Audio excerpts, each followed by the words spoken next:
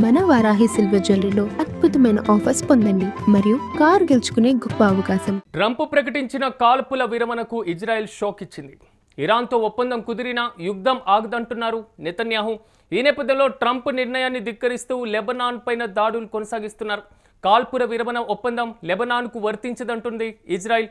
ఈ నేపథ్యంలో హిజ్బుల్లాను అంతం చేసే వరకు తగ్గేదే ప్రసక్తే లేదంటూ కూడా ఇజ్రాయెల్ వార్నింగ్ ఇస్తున్న పరిస్థితి కనబడుతుంది. కానీ ట్రంప్ యొక్క శాంతి మంత్రం ఇక్కడ పనిచేయడం లేదు. అమెరికా నిర్ణయంతో వివేదిస్తూ కూడా సమరానికి ఇజ్రాయెల్ మొగ్గు చూపుతున్న పరిస్థితి కనబడుతుంది. పశ్చిమాసియాలో మాత్రం ప్రస్తుతం ఉత్కంఠ పరిస్థితులు కొనసాగుతున్నాయి. ఓవైపు అమెరికా అధ్యక్షుడు ఇరాన్తో చర్చల తర్వాత ప్రధానంగా 10 షరతుల బేస్ చేసుకొని మాత్రం యుద్ధానికి తాత్కాలికంగా విరమణిస్తున్నటువంటి పరిస్థితి. మరోవైపు హార్ముజ్ జలసంధి ఓపెన్ అవుతున్నటువంటి నేపథ్యం. సో భారీగా ముడి చమురుకు సంబంధించినటువంటి నౌకలన్నీ కూడా క్యూ కడుతున్నాయి వివిధ దేశాలకు వెళ్లాల్సినటువంటి గమ్యస్థానాల కోసం. మరి ఇలాంటి సందర్భంలో ఇప్పటి వరకు జరిగినటువంటి యుద్ధానికి ట్రంప్ తీసుకున్నటువంటి ఒక నిర్ణయం కొంతవరకు ఊరటిస్తుందని అంతా భావించారు. కానీ అమెరికా చెప్పినటువంటి మాట ఓకే తప్ప లెబనాన్ పైన దాడులకు సంబంధించి ఈ పూర్తి స్థాయిలో ఒక ఒప్పందమే లేదంటుంది ఇజ్రాయెల్. అయితే ప్రధానంగా ట్రంప్ తీసుకున్నటువంటి నిర్ణయాన్ని ధిక్కరిస్తూ కూడా లెబనాన్ పైన దాడులు చేయడాన్ని మేము కొనసాగిస్తామంటూ కూడా ఇజ్రాయెల్ అధ్యక్షుడు నెతన్యాహు కూడా క్లియర్ కట్గా చెప్పినటువంటి పరిస్థితి కనబడుతుంది. అంటే ఇజ్రాయెల్కి మరి ముఖ్యంగా లెబనాన్కి మధ్య యుద్ధం ఇప్పట్లో ఆగదా? ఇలాంటి ఉద్రిక్త పరిస్థితులు ఆ ప్రాంతంలో ఇంకా చోటు చేసుకుంటూనే ఉంటాయా అనేటువంటి ఊహాగానాలు వాదన బలంగా వినపడుతున్నాయి. ఇక ఇదే అంశంపై మరింత సమాచారం మా ప్రతినిధి వెంకట్ అందిస్తారు.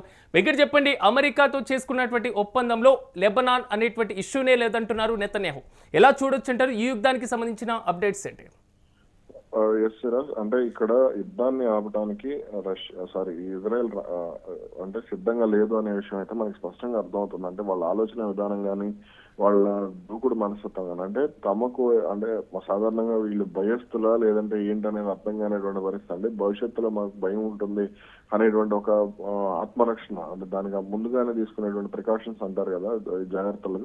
అటువంటి జాగ్రత్తల్లో భాగంగానే వీళ్ళు భయపడి తీసుకుంటున్నారా లేదంటే ఏం చేస్తున్నారో లేదంటే తమ దగ్గర ఉన్నటువంటి బలాన్ని చూపిస్తున్నారా ఏంటనేటువంటిది అర్థం కాని పరిస్థితి.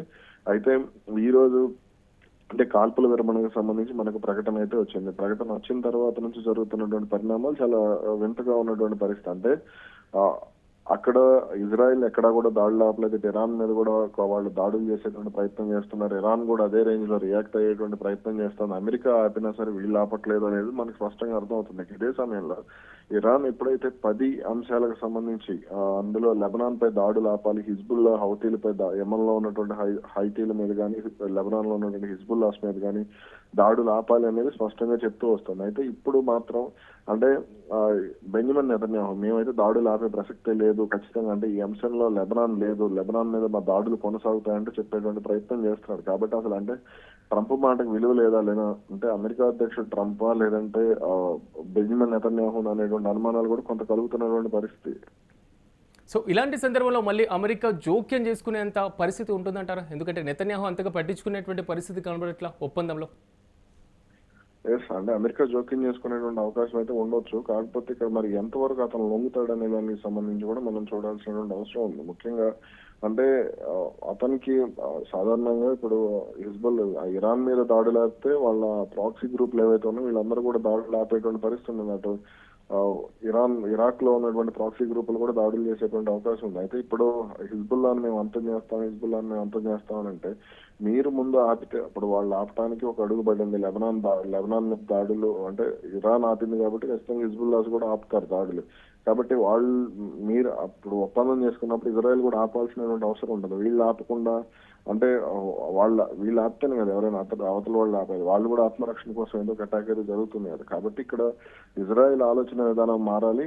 అప్పుడు మాత్రమే అంటే ట్రంప్ జోక్యం చేసుకున్న వాళ్ళు, జేడీ వాన్స్ జోక్యం చేసుకుని ఎవరు జోక్యం చేసుకున్నప్పటికీ కూడా ఇటువంటి పరిస్థితులు అనేవి మిడిల్ ఈస్ట్ వెంకట ఒకవేళ ఎందుకంటే ఇప్పటి వరకు అమెరికా సపోర్ట్ ఉంది కాబట్టి ఇజ్రాయెల్ కూడా పూర్తి స్థాయిలో యుద్ధాల్లో పార్టిసిపేట్ చేసినటువంటి పరిస్థితి. ఇప్పుడు అమెరికా సపోర్ట్ తగ్గింది కాబట్టి ఇజ్రాయెల్ అంత భారీ స్థాయిలో రక్షణ పరంగా ముందుకు వెళ్ళగలదా? ఇప్పటికే నష్టపోయినటువంటి సిచ్యువేషన్ కూడా కొన్ని సందర్భాల్లో ఉంది.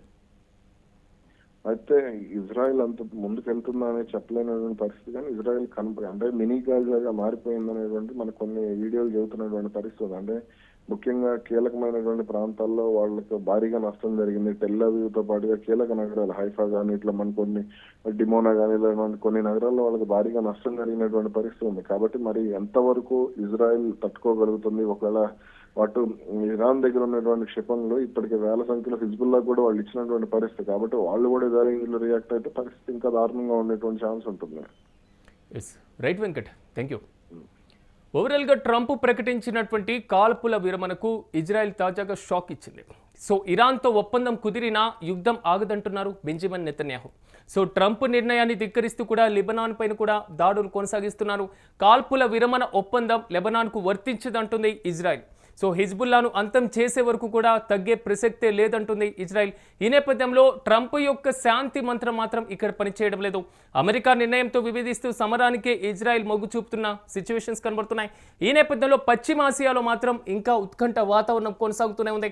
సో కానీ ఈ ఉత్కంఠ వాతావరణంలో ఇరాన్ పాత్ర లేకపోవచ్చు, లేదా గల్ఫ్ దేశాల యొక్క పాత్ర లేకపోవచ్చు, ఇప్పటివరకు యుద్ధానికి మద్దతు ప్రకటించిన అమెరికా పాత్ర లేకపోవచ్చు, కానీ ఇజ్రాయెల్తో పాటుగా లెబనాన్ పైన దాడులు చేసేటువంటి ఆ పరంపర మాత్రం కొనసాగిస్తాం అంటుంది ఇజ్రాయెల్. మరి దీనిపైన అమెరికా జోక్యం చేసుకుంటుందా, లేదా అమెరికా చేసినటువంటి శాంతి ఒప్పందాన్ని పక్కన పెట్టేటువంటి పరిస్థితులు కనబడుతున్నాయి. కాబట్టి ఈ ఒప్పందంలో అసలు లెబనాన్ అనేటువంటి ఇష్యూవే లేదు అని బెంజమిన్ నెతన్యాహు చెప్తున్నారు. కాబట్టి సో ఇదే పరంపరలో ముందుకు వెళ్తారా అన్న దానిపైన ఉత్కంఠ కొనసాగుతుంది.